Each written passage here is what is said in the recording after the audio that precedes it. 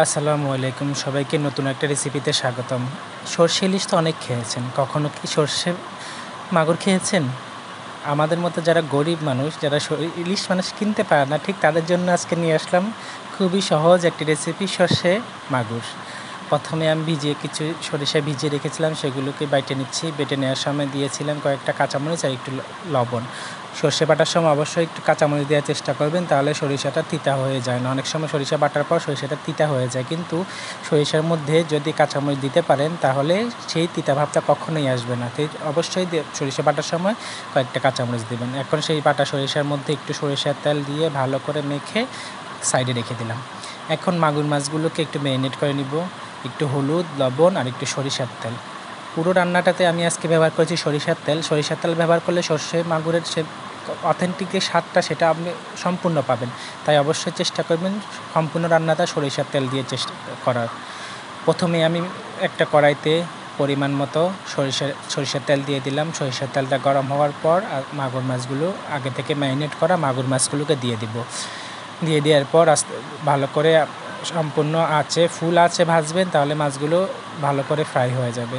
এক পিঠ ফ্রাই হয়ে যাওয়ার পর আমি অন্য পিঠ উল্টায় দিলাম, যে অন্য পিঠও ভালোভাবে ফ্রাই হয়ে যায়। অবশ্যই মাগুর মাছগুলোকে ভালো করে লালচে করে ভেজে নেবেন। লালচে করে ভেজে নিলে মাগুর মাছটা ভালো স্বাদ আসবে, অথেন্টিক একটা স্বাদ আসে। এখন মাগুর মাছগুলোকে তুলে নিব, কিন্তু মাগুর মাছ কিছুতেই উঠবে না। সে বলতেছে আমি ফ্রাই হইতেই থাকবো, নিজেকে জ্বলে পুড়ে কয়লা করে ফেলবো। তাই দেখুন, ভালো তুলে নেওয়ার চেষ্টা করার পরও মাগুর মাছগুলো উঠতেছিল না। কিন্তু আমি তো বান্দা, অবশ্যই তাদেরকে তুলে নিব, তাদেরকে ভালোভাবে বেশি ফ্রাই হতে দেবো না, নাহলে তো নিজে খাইতে পারবো না নিজের রেসিপি। তো মাগুর মাছগুলোকে তুলে নিলাম। এখন তুলে নেওয়ার পর সেই একই ফ্রাই প্যানে একই তেলেই পরিমাণ মতো পেঁয়াজ বাটা, রসুন বাটা আর একটু আদা বাটা বলতে এগুলো আমি গ্রেটারে গ্রেট করে নিয়েছি, বেটে নিয়ে নেই, যেহেতু একটু হালকা হালকা থাকে, দাঁতের নিচে পড়লে যে একটা অথেন্টিক কী জানি বলে এটাকে খাওয়ার সময় একটু ফ্লেভার পাওয়া যায়, সেজন্য আমি এভাবে করেছিলাম। তো সেইখানে এই বাটাগুলোতে মধ্যে দিয়ে দিলাম মশলার মধ্যে ছিল পরিমাণ মতো মরিচ, হলুদ, জিরে গুঁড়া, ধনিয়া গুঁড়া, এইটুকুই। সম্পূর্ণ ঘরোয়া মশলা দিয়ে রান্না করার চেষ্টা করি, বাড়তি কোনো মশলা দেওয়ার চেষ্টা করি না। টেস্টিং সল্ট বা বাজারে যে মশলাগুলো কিনতে পাওয়া যায়, ম্যাজিক মশলা এগুলো দিবেন না। এগুলো দিলে মাছের যে অথেন্টিক স্বাদটা আসে সেগুলো কখনোই পাবেন না। এখন মশলাগুলো কষিয়ে নেওয়ার পর সেখানে পরিমাণ মতো গরম পানি দিয়ে দিলাম। পানিটা আপনাদের নিজেদের পরিমাণ মতো দিবেন, যদি যতটুকু ঝোল খেতে চান ঠিক ততটুকুই দিবেন। ঝোলটা দেওয়ার পর আমি কয়েকটা কাঁচামরিচ দিয়ে সেগুলো ঢেকে দিলাম।